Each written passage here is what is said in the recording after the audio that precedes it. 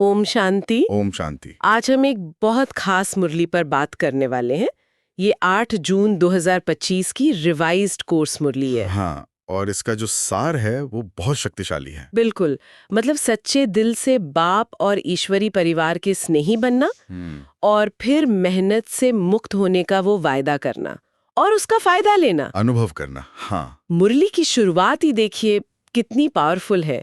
बाबा कहते हैं कि वो अपने चारों ओर के श्रेष्ठ स्वराज्य अधिकारी स्वमानधारी बच्चों को देख रहे हैं। हाँ, और कमाल की बात तो ये है कि बाबा ने बच्चों को खुद से भी ऊंचा स्वमान दे दिया। हाँ, ये बहुत बड़ी बात है। पाँव में गिरने से छुड़ाकर सीधा सिर का ताज बना दिया। हाँ, और खुद को क्या कहा? बच्चों का सेवाधारी। सेवाधारी, बिल्कुल। मतलब इतनी बड़ी अथॉरिटी का स्वमान दिया है बच्चों को। तो मेरा सवाल ये है कि क्या हर एक बच्चा स्वयं को इतना स्वमानधारी समझता है, मतलब अनुभव करता है सहज? ये बहुत अच्छा सवाल है, क्योंकि स्वमान का अनुभव करना यही तो धारणा की निशानी है। हाँ, और मुरली बताती है कि स्वमानधारी की विशेषता क्या होगी। हाँ, जितना कोई स्वमान में स्थित होगा, हम्म, उतना ही वो निर्माण होगा, मतलब विनम्र हाँ, और सर्व का स्नेही। अच्छा, उसकी पहचान ही यही है। हाँ, बाप का प्यारा तो है ही, साथ में सर्व का प्यारा। और ये कोई हद का प्यारा नहीं, मतलब कुछ लोगों का नहीं, बेहद का प्यारा। जैसे बाबा। बिल्कुल, जैसे बाबा सबके प्यारे हैं, हाँ, है ना? चाहे कोई 1 मास का नया बच्चा हो या कोई आदि रत्न हो, हर एक के दिल से क्या निकलता है? मैं बाबा का, बाबा मेरा। हाँ, हाँ, ये जो निशानी है ना सर्व के प्यारेपन की, यही श्रेष्ठ स्वमान की निशानी है। ऐसे बच्चे ही असल में फॉलो द फादर करने वाले हैं। सही बात है। और ये प्यारापन सिर्फ अंदर की फीलिंग नहीं, वो बाहर व्यवहार में भी झलकेगा। अच्छा, मुरली में ये भी आता है कि बाबा ने अलग-अलग बच्चों को, मतलब जैसे यूथ को, प्रवृत्ति वालों को, अलग-अलग स्वमान दिए हैं। हाँ, बिल्कुल। हर वर्ग के बच्चों को उनकी स्थिति और सेवा अनुसार विशेष स्वमान दिया। जैसे यूथ को, आज की दुनिया कैसी है? विनाशकारी माहौल है। हाँ, उसके बीच उनको विश्व कल्याणकारी होने का स्वमान दिया। कितना महान बना दिया। वाह। फिर प्रवृत्ति वालों को, जो गृहस्थ में रहते हैं, उनको तो महात्माओं और जगत गुरुओं से भी ऊंचा स्वमान दिया। उनसे भी ऊंचा। हाँ, कि प्रवृत्ति में रहते परवृत्ति वाले, मतलब ऐसे महात्मा कि बड़े-बड़े महात्मा भी उनके आगे सिर झुकाएं, ऐसा स्वमान। ये तो कमाल है। गृहस्थ में रहते हुए भी इतनी पवित्रता, इतनी दिव्यता। और कन्याओं के लिए क्या स्वमान है? कन्याओं को उनके शिव शक्ति स्वरूप का स्वमान याद दिलाया, उनको वो शक्ति स्वरूप बनाया। हाँ। और जो हमारे बुजुर्ग बच्चे हैं, उनको भी ब्रह्मा बाप की हमजिन्स, मतलब ब्रह्मा बाप के जैसे ही अनुभवी होने का स्वमान दिया। अच्छा, यानी हर एक के लिए एक विशेष नशा, एक ऊंचा लक्ष्य। बिल्कुल, उनके अपने पाठ अनुसार। तो फिर ये स्वमान सिर्फ एक टाइटल जैसा नहीं है या बस अच्छा महसूस करने के लिए? इसका हमारी रोजमर्रा की जिंदगी में, हमारे संबंधों में क्या प्रैक्टिकल महत्व है? नहीं, ये सिर्फ टाइटल नहीं है, इसका बहुत गहरा और सीधा असर है। देखिए, जो इस स्वमान में स्थित रहेगा ना, हाँ। वो हर आत्मा को उसी रूहानी मान सम्मान की नजर से देखेगा। अच्छा। सिर्फ देखेगा नहीं, बल्कि अपने बोल में, कर्म में, संबंध संपर्क में उसी सम्मान को आधार बनाएगा। और इसका सबसे बड़ा फायदा ये है कि स्वमान असल में देह अभिमान को मिटाने वाला है। देह अभिमान को मतलब मैं शरीर हूँ या मैं इनसे बड़ा हूँ, ये वाली भावना। हाँ, वही। मैं शरीर हूँ, मैं फलाना हूँ, मैं इनसे अच्छा हूँ, मैं इनसे कम हूँ, ये सब देह अभिमान है। स्वमान इस देह अभिमान को मिटाने का बहुत सहज साधन है। अच्छा, तो ये देह अभिमान को खत्म करने का एक सहज तरीका है? हाँ, बहुत सहज। क्यों? क्योंकि जहां आत्मा अपने असली ऊंचे स्वमान में टिकेगी, हाँ। कि मैं मास्टर सर्वशक्तिमान हूँ, मैं विश्व कल्याणकारी हूँ, हाँ? मैं बाबा का स्नेही रत्न हूँ, तो वहां देह का वो जो झूठा अभिमान है वो टिक ही नहीं सकता।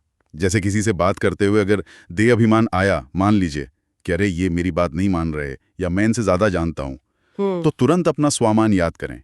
ये स्मृति उस देह अभिमान की लहर को एकदम शांत कर देगी।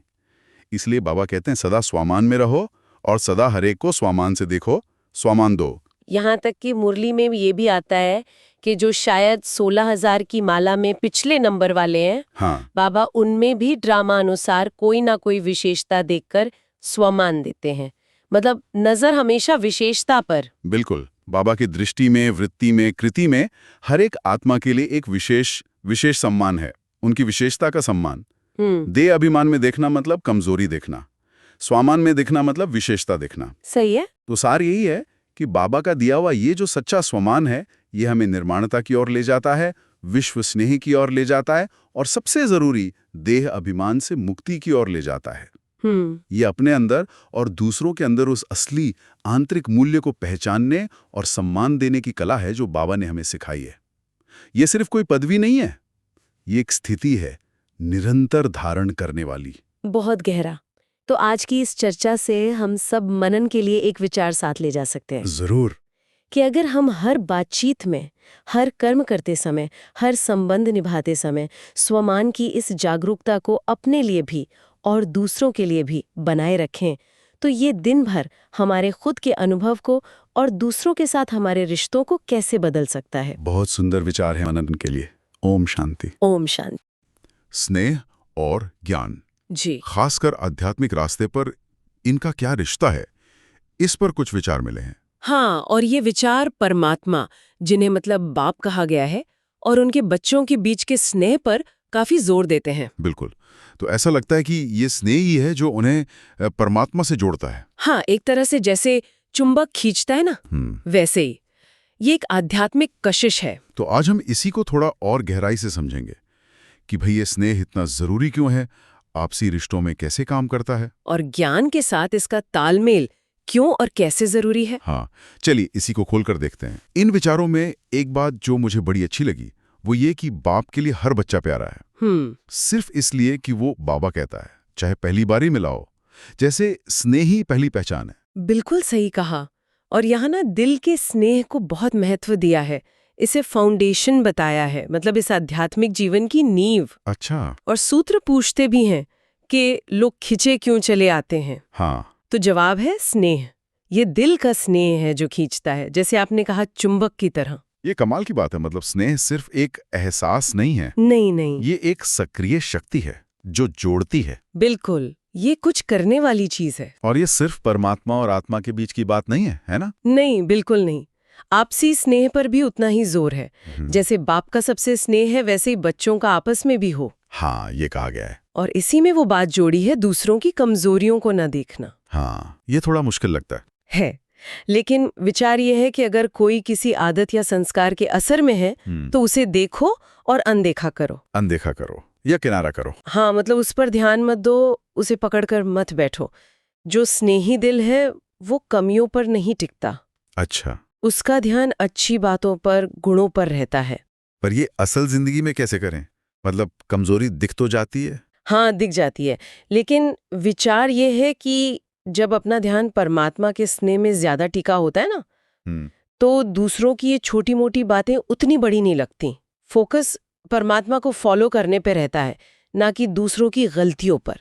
स्नेह एक तरह से फिल्टर बन जाता है। समझ रहा हूं। तो ये स्नेह की अहमियत तो साफ है, लेकिन फिर ज्ञान का क्या? हाँ, क्या सिर्फ स्नेह काफी है?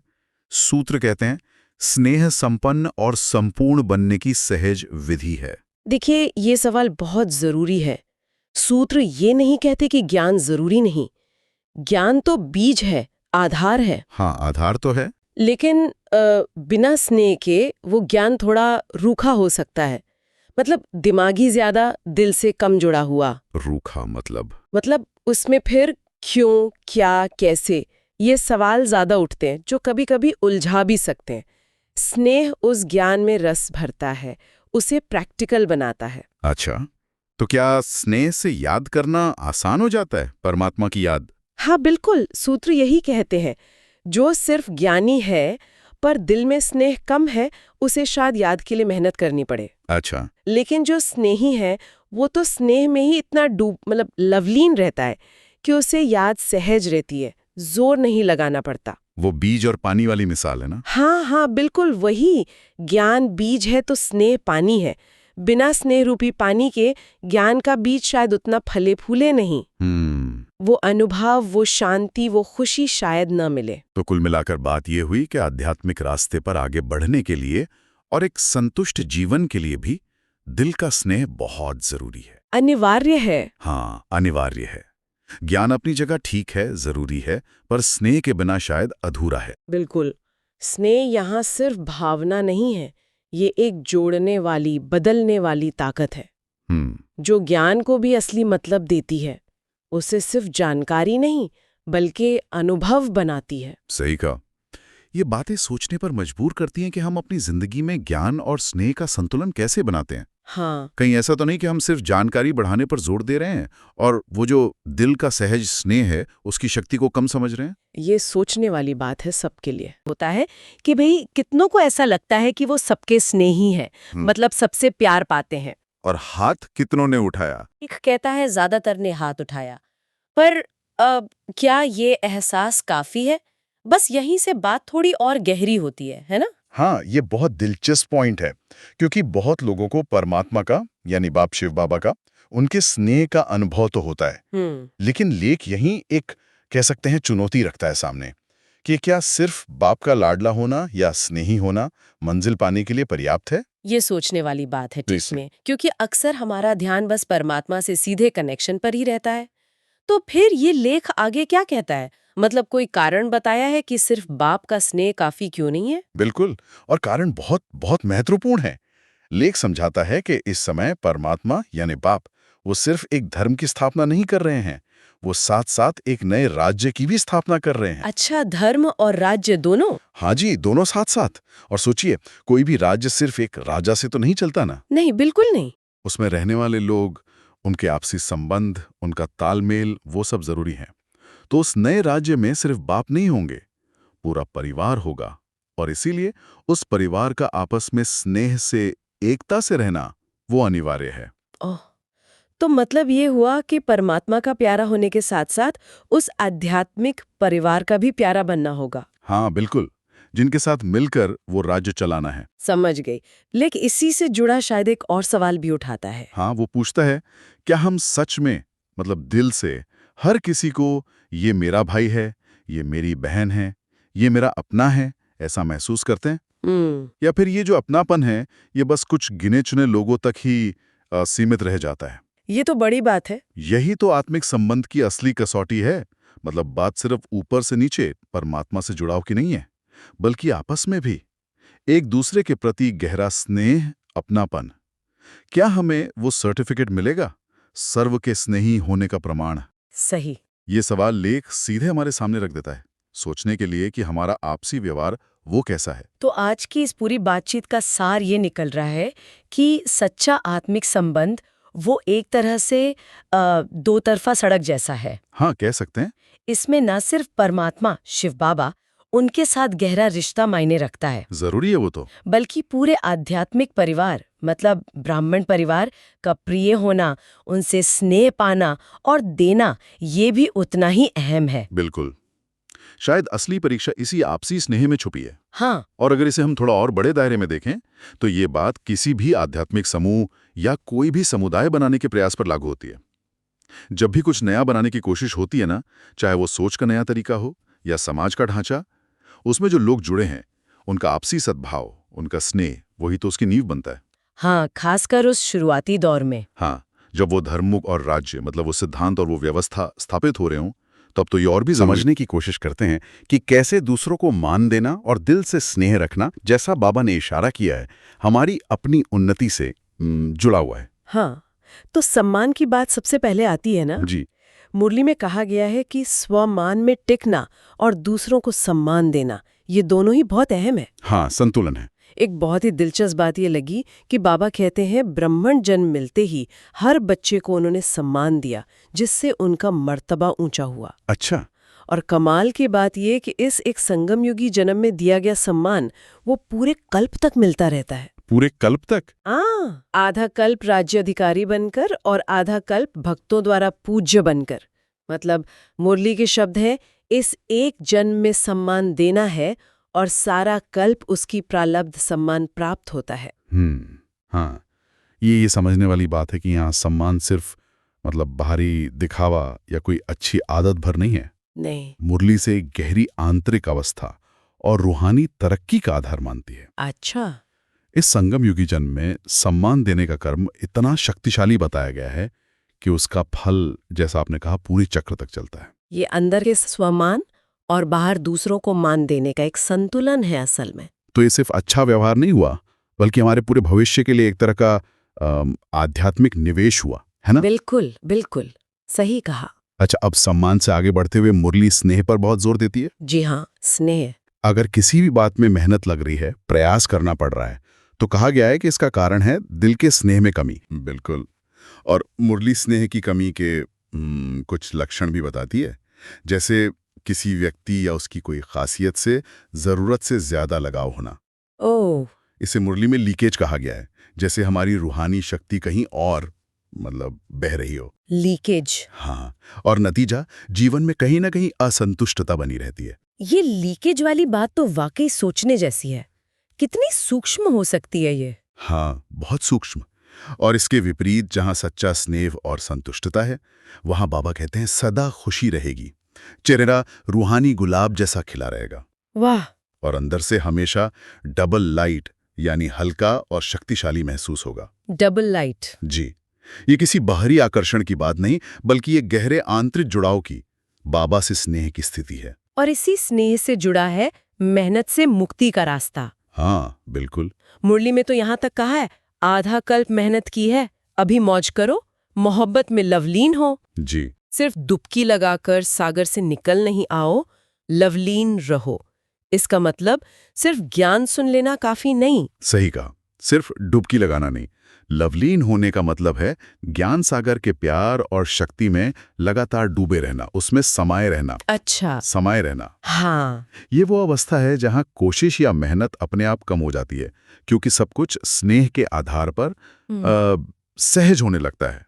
ये मेहनत से मोहब्बत की तरफ एक बड़ा बदलाव है। ये सुनने में बहुत शक्तिशाली लगता है, मेहनत छोड़ प्यार में पूरी तरह डूब जाना। जी। अच्छा, आखिर में मुरली एक वायदे की याद दिलाती है, साथ चलने का वायदा। हाँ। और सवाल उठाती है कि साथ चलेगा कौन? वही जो समान होगा। और समान बनने का मतलब यहाँ सिर्फ गुणों में समान होना नहीं, बल्कि निर्मोही बनना भी है। निर्मोही? हाँ। मुरली पूछती है, क्या बच्चे याद आएंगे? प्रवृत्ति याद आएगी? सेंटर या जिज्ञासु याद आएंगे? ये सीधा इशारा है कि अगर बाबा के साथ चलने की पूरी तैयारी करनी है, तो हर तरह के दुनियावी लगाव से मुक्त होना होगा। ये एक गहरी आंतरिक आजादी की स्थिति है। ये निर्मोही बनने की बात यकीनन एक बड़ी चुनौती है। तो कुल मिलाकर इस मुरली का संदेश यही लगता है कि रूहानी रास्ता बाहरी कर्मकांड या मुश्किल साधनाओं से ज्यादा हमारी अंदरूनी कैफियत पर, मतलब हाँ, आंतरिक स्थिति पर। हाँ, आंतरिक स्थिति पर, यानी सच्चे सम्मान और गहरे बिना किसी मिलावट वाले स्नेह पर टिका है। बिल्कुल। और इस चर्चा के बाद एक सवाल शायद हमारे सुनने वाले भी सोच सकते हैं, हम अपने अंदर संतुष्टि और असंतुष्टि के जो महीन इशारे हैं, उन्हें कैसे पहचानें? वो कौन सी छोटी छोटी लीकेज या लगाव हो सकते हैं जो इस मुरली के नजरिए से हमारी आंतरिक शांति और सहज तरक्की में रुकावट डाल रहे हों? इस पर गौर करना शायद फायदेमंद हो सकता है। हाँ, ये विचार करने योग्य बात है। इन विचारों से जो मुख्य बातें हैं उन्हें समझें, जैसे कि ये प्रतिज्ञा आखिर है क्या और इसे निभाने में क्या मुश्किलें आती हैं। बिल्कुल। और सबसे जरूरी कि इसका पूरा फायदा कैसे उठाया जाए। हाँ, तो चलिए शुरू करते हैं इस पर गहराई से बात करना। शिव बाबा शुरू में ही एक सवाल पूछते हैं, है ना, कि क्या साथ चलने का वायदा किया है? हाँ, पूछते हैं। अब ये साथ चलना, यहाँ इसका क्या मतलब बताया गया है? क्या सिर्फ पीछे पीछे चलना? नहीं, यही तो इसमें खास बात है। यहाँ साथ चलना सिर्फ अनुसरण करना नहीं है, बल्कि शिव बाबा इशारा करते हैं कि समान बनना है। समान बनना? हाँ। बाबा पूछते हैं साथ कौन चलेगा? जवाब है जो समान होगा वही साथ चलेगा। तो ये एक बराबरी के स्तर पर पहुंचने की बात है। अच्छा, मतलब बाप समान बनना। बिल्कुल, बाप समान बनने की अवस्था। सिर्फ फॉलोअर नहीं, बल्कि गुणों में, स्वरूप में परमात्मा पिता शिव बाबा के समान स्थिति पाना। बाप समान बनना। ये तो वाकई बहुत ऊंचा लक्ष्य है। और फिर बाबा सीधे चुनौती भी देते हैं। मैंने देखा, खासकर गृहस्थियों से, माताओं से, टीचर्स से पूछते हैं। हाँ, पूछते हैं कि क्या वो सच में तैयार हैं इसके लिए? कहीं ऐसा तो नहीं कि दुनिया की बातें याद आएंगी, जैसे बच्चे या सेंटर या जिज्ञासु। बिल्कुल। तो ये तो पूरी तरह से निर्मोही होने की बात हो गई है ना, मतलब मोह से एकदम मुक्त। हाँ बिल्कुल। और यहीं से पता चलता है कि ये प्रतिज्ञा कितनी गहरी है। ये कोई बाहरी रस्म नहीं है बस, ये एक आंतरिक स्थिति है। निर्मोही होना मतलब किसी भी चीज से, व्यक्ति से, पद से, अंदर से कोई जुड़ाव न रखना, पूरी तरह डिटैच्ड। हाँ, और शिव बाबा इसी स्थिति से सबको मेहनत मुक्त बनने की प्रेरणा देते हैं। मेहनत मुक्त, ये शब्द बड़ा दिलचस्प है। मतलब बिना किसी बोझ या स्ट्रगल के जीना। पर ये होगा कैसे? क्या मतलब कोई काम ही नहीं कर रहा है? नहीं नहीं, ऐसा नहीं। कर्म तो करना ही है, लेकिन कर्तापन के भाव से मुक्त होकर। शिव बाबा के हिसाब से मेहनत मुक्त होने का रास्ता है शिकायतें बंद करना, और वो जो मेरा मेरा का भाव है, अच्छा, मेरा मेरा। हाँ, उसे छोड़ मैं। जब ये भाव चला जाता है ना कि मैं करने वाला हूँ, ये चीज मेरी है, तो अंदर का बोझ हल्का हो जाता है। फिर वो जो संघर्ष है, मेहनत है, वो अपने आप कम हो जाती है। जैसे कहा भी है, मैं भी नहीं, मेरा भी नहीं। हाँ, सुना है। असल में बाबा का मानना है कि वादे तो बहुत लोग कर लेते हैं आसानी से, पर इस मेरापन के चक्कर में उसका पूरा फायदा नहीं उठा पाते। हाँ, ये बात तो सोचने वाली है। हम अक्सर लक्ष्य तो बना लेते हैं, पर उसे पाने के प्रोसेस में ही उलझ जाते हैं शायद। तो इस वायदे का असली फायदा उठाने के लिए शिव बाबा क्या तरीका बताते हैं? कोई प्रैक्टिकल तरीका? हाँ, बताते हैं। 2 बहुत जरूरी कदम बताए हैं जिन्हें रोजाना करना है। पहला है रियलाइजेशन, मतलब अपने वायदे का जो गहरा अर्थ है, जो स्वरूप है, उसका अनुभव करना। अनुभव करना, ठीक है। और दूसरा है रिवाइज, यानी उसे बार बार याद करना, उसका स्मरण करना। रोज याद करना। हाँ, रोज अपने आप को याद दिलाना कि वायदा क्या किया था और उसका लक्ष्य क्या है। अच्छा, तो अनुभव करना और याद करना, और इसे रोज की जिंदगी में कैसे लाएं? कोई और टिप? बिल्कुल। इसे और प्रैक्टिकल बनाने के लिए बाबा एक चार्ट बनाने का सुझाव भी देते हैं। चार्ट? कैसा चार्ट? एक तरह का सेल्फ ऑडिट चार्ट, जिसमें रोज ये जांच करनी है कि वायदा क्या किया था और उसके बदले में फायदा कितना उठाया। बैलेंस देखना है। वायदा और फायदे का बैलेंस। हाँ, और खास तौर पर अमृत वेला यानी सुबह के ध्यान के विशेष समय के बाद इस पर ध्यान देने को कहा गया है। अच्छा, अमृत वेला के बाद? हाँ, इससे ये भी पता चलता है कि ये कोई एक दिन का काम नहीं है, ये एक लगातार चलने वाला अभ्यास है, रोज की चेकिंग है। समझ गई, ये रोज की चेकिंग जरूरी है। और अंत में शिव बाबा ये भी याद दिलाते हैं कि उन्हें, मतलब बाप दादा को, हाँ, परमात्मा, शिव और ब्रह्मा बाबा का संयुक्त रूप। हाँ, उन्हें पता है कि किसने क्या वायदे किए हैं, जैसे मीटिंग में जो वायदे किए गए। बिल्कुल, ये एक तरह से जिम्मेदारी का एहसास भी कराता है ना? हाँ बिल्कुल। तो इस पूरी बातचीत का जो निचोड़ है, वो यही निकलता है कि शिव बाबा के अनुसार सिर्फ वायदा कर लेना ही काफी नहीं है।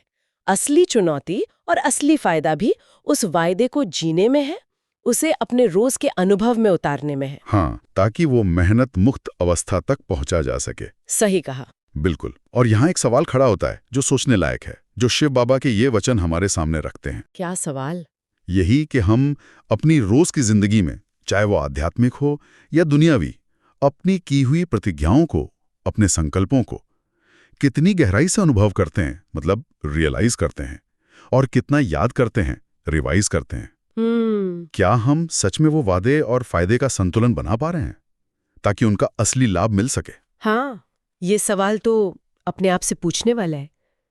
ये हमें अंदर झांकने पर मजबूर करता है। अब बिल्कुल, यही आज की चर्चा का मुख्य बिंदु है। समझ रहे हैं आज। और वो पहलू है सफलता। हाँ, बाबा का जो आह्वान है, सफल करो, सफल बनो, ये सुनने में तो मतलब सीधा लगता है। बिल्कुल, पर इसके पीछे का जो भाव है वो काफी गहरा है। वही, उसी के पर्दे खुलते हैं आज। हाँ, और समझने वाली बात यह है कि यहाँ सफलता का मतलब सिर्फ दुनिया में कुछ पा लेना नहीं है। अच्छा। मुरली इशारा कर रही है हमारे जो अंदर के खजाने हैं ना, हमारी शक्तियां, संकल्प, कर्म, यहाँ तक कि समय भी। हाँ, समय भी, इन सबको सफल बनाने की बात हो रही है। बाबा का निर्देश बहुत स्पष्ट है इसमें कि सारे खजाने सफल करने हैं, चाहे वो स्थूल धन हो या फिर मन की शक्तियां, संकल्प, बोल, कर्म, कुछ भी वेस्ट ना जाए, व्यर्थ न जाए। हाँ, व्यर्थ ना जाए। और लक्ष्य है सफलता मूर्त बनना। सफलता मूर्त, ये शब्द ही कितना शक्तिशाली है ना? मतलब सफलता का जीता जागता स्वरूप, जहां हर एक्शन, हर थॉट में सफलता हो, हर पल की वैल्यू हो। जी, ये सिर्फ रिजल्ट पर नहीं बल्कि पूरी प्रोसेस की क्वालिटी पर जोर है। हर कदम सफलता से भरा हुआ। अच्छा, अब इसमें एक और बात जो मुझे बहुत दिलचस्प लगी, वो है दूसरों को सफल बनाने का तरीका। हाँ, वो कैसे? मुरली कहती है कि सिर्फ लेक्चर देने से या सिखाने से नहीं, तो फिर असली तरीका है अपनी शुभ भावना, शुभ कामना और शुभ सम्मान देना। वाह, मतलब एनर्जी लेवल पर काम करना, वाइब्रेशन से। हाँ, कितना सूक्ष्म है पर कितना पावरफुल। सही कहा। और अगर कभी जरूरत पड़े, मतलब कुछ कहना ही पड़े, शिक्षा देनी हो, हाँ, तो उसका भी तरीका बताया है, क्षमा और शिक्षा। क्षमा और शिक्षा। पहले क्षमा। जी, पहले रहम और स्वीकार्यता का भाव, उसके बाद ही गाइडेंस। मतलब क्षमा रूप बनकर, मर्सीफुल, रहमदिल होकर। फिर शिक्षा देनी है। बिल्कुल। ये तो वैसे ही हुआ जैसे आजकल डॉक्टर्स भी करते हैं।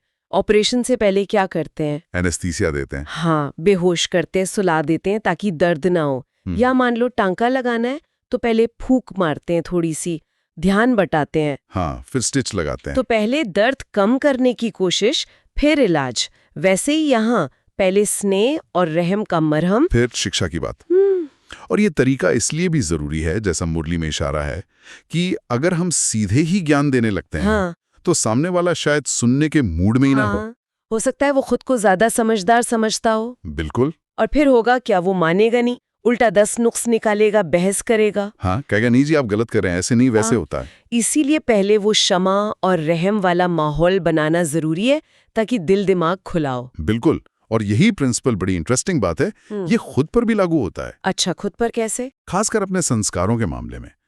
मुरली में आता है ना कि आजकल आम शिकायत क्या है? यही कि मेरे संस्कार नहीं बदलते। हाँ, बहुत कोशिश की पर ये संस्कार तो जाता ही नहीं। ये तो बहुत कॉमन है, बहुत लोग महसूस करते हैं। लेकिन मुरली इसका भी रास्ता बताती है। क्या? कहती है अपने जो आदि अनादि दैवत्व वाले असली संस्कार है ना, ओरिजिनल वाले, हाँ, उन्हें इमर्ज करो, उनको जगाओ, सतह पर लाओ। और जो ये उल्टे संस्कार हैं, उनका संस्कार कर दो, मतलब उनको बदल दो, ट्रांसफॉर्म कर दो। वाह, मतलब फोकस नेगेटिव पर नहीं, पॉजिटिव को जगाने पर। जी, तो ये एक तरह से खुद पर भी रहम और क्षमा करने जैसा है।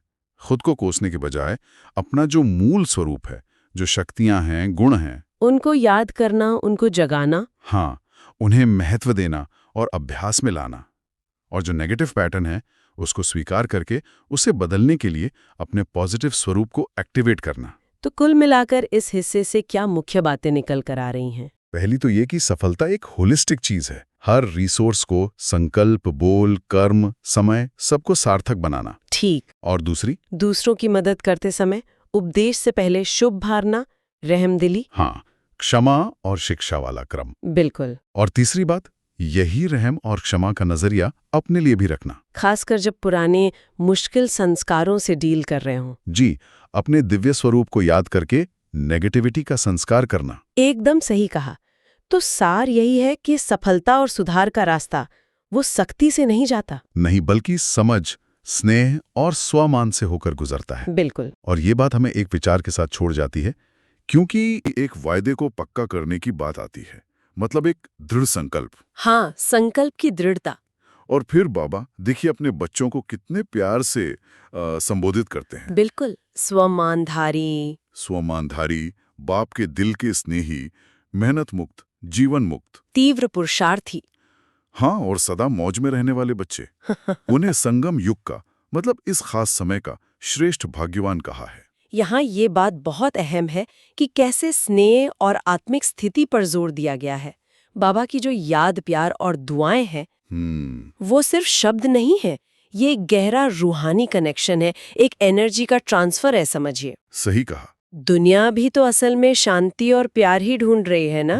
और यहाँ बताया गया कि ये आत्मिक प्यार, ये रूहानी स्नेह सबसे ऊंचा है। ये स्नेह जैसे एक कवच बन जाता है, एक लिपट। बिल्कुल, एक सुरक्षा।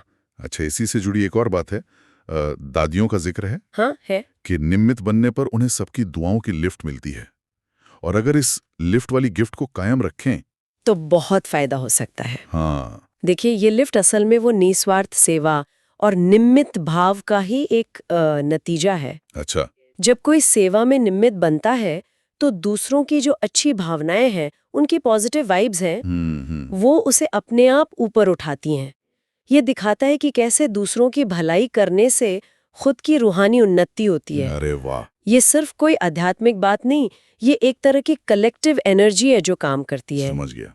मतलब ये ऊपर से मिलने वाला वरदान तो है ही, पर सेवा का एक नेचुरल रिटर्न भी है। बिल्कुल सही। अच्छा, अब आते हैं आज की मुरली के वरदान पर।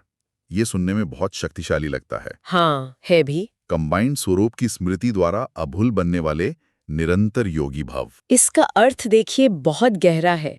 कंबाइंड स्वरूप मतलब खुद को सदा बाप के साथ महसूस करना। जैसे दो नहीं एक। जो इस याद में पक्के रहते हैं वो सहज ही निरंतर योगी बन जाते हैं। उन्हें याद के लिए कोई मेहनत नहीं करनी पड़ती। अच्छा, क्योंकि जहाँ प्यार होता है वहाँ याद तो खुद ही रहती है ना। सही बात है। और ऐसे बच्चों को कोई भुला नहीं सकता। वो अभुल हो जाते हैं। माया भी उनके संकल्प के आगे क्या कहते हैं, टिक नहीं पाती। तो ये कंबाइंड स्वरूप में रहना, ये क्या सिर्फ एक सोचने की बात है या इसका असर रोज की जिंदगी में भी दिखता है? है तो ये मानसिक स्थिति, पर इसका असर कर्म में, व्यवहार में जरूर झलकता है। कैसे? जो इस स्थिति में रहते हैं उनके हर काम में, उनके बोल में, उनके संकल्प में वो शांति, वो शक्ति अपने आप दिखेगी। उनका नजरिया बदल जाता है। हाँ, समस्याओं को देखने का तरीका, फैसले लेने का तरीका, सब में एक स्थिरता आ जाती है। ये सिर्फ मेडिटेशन की बात नहीं, ये जीने का तरीका बन जाता है। समझ गया। और फिर आता है आज का स्लोगन। ये तो बहुत ही प्रैक्टिकल है। हाँ, बिल्कुल। कारण सुनाने के बजाय उसका निवारण करो तो दुआओं के अधिकारी बन जाएंगे। क्या बात है, ये तो सीधी बात है। अक्सर हम क्या करते हैं, समस्याओं के कारण गिनाते रहते हैं, बहाने बनाते हैं। हाँ, होता है। बाबा कह रहे हैं वो सब छोड़ो, उस एनर्जी को समाधान ढूंढने में लगाओ। प्रॉब्लम से हटकर सॉल्यूशन पर फोकस करो। जब हम ऐसा करते हैं तो ना सिर्फ प्रॉब्लम हल होती है, बल्कि हम अपने आप ही सबकी दुआओं के और परमात्मा की मदद के पात्र बन जाते हैं। कमाल है। मतलब शिकायतें बंद, समाधान शुरू। हाँ, बिल्कुल। जिम्मेदारी लेना, कर्ता बनना। और अंत में कुछ अव्यक्त इशारे भी हैं। जी हाँ, वो इशारे भी बहुत काम के हैं। इशारा है अंतर्मुखी बनने का। अंतर्मुखी मतलब अपनी अंदर की दुनिया में टिकना, ज्ञान का चिंतन मनन करके एक रूहानी मस्ती में रहना। अच्छा। इससे क्या होगा कि जो बाहर की दुनिया की उथल पुथल है, परेशानियां हैं, वो आपको अपनी तरफ खींच नहीं पाएंगी। एक तरह की इनर शील्ड। हाँ, जैसे एक अंडरग्राउंड आत्मिक स्थिति बनाने की बात है। जैसे तूफान में कोई सुरक्षित जगह हो, बाहर चाहे कितना शोर हो, अंदर शांति बनी रहे। वाह। तो आज की इस चर्चा से हमने शिव बाबा के प्यार की गहराई समझी, बाप के साथ कंबाइंड रहने की युक्ति जानी, निरंतर योगी बनने की। हाँ, और समस्याओं के निवारण पर फोकस करने की प्रेरणा मिली, और अंदर से शांत रहने के इशारे भी। सार यही है कि रूहानी प्यार, परमात्मा के साथ का वो कनेक्शन, और अपनी आंतरिक स्थिति पर ध्यान देना, यही सब मिलकर आध्यात्मिक तरक्की और सच्ची खुशी का आधार बनते हैं। यही वो प्यार और दुआओं की लिपट है। बिल्कुल। और जाते जाते एक विचार छोड़ जाते हैं सबके लिए। जी। आज की इस भागदौड़ भरी जिंदगी में जहां बाहर का खिंचाव इतना ज्यादा है, क्या सच में वो अंडरग्राउंड आत्मिक स्थिति बनाकर उसमें टिके रहना संभव है, जैसा इन इशारों में बताया गया है? इस पर सोच सकते हैं। मनन करने जैसा प्रश्न है। ओम शांति। ओम शांति।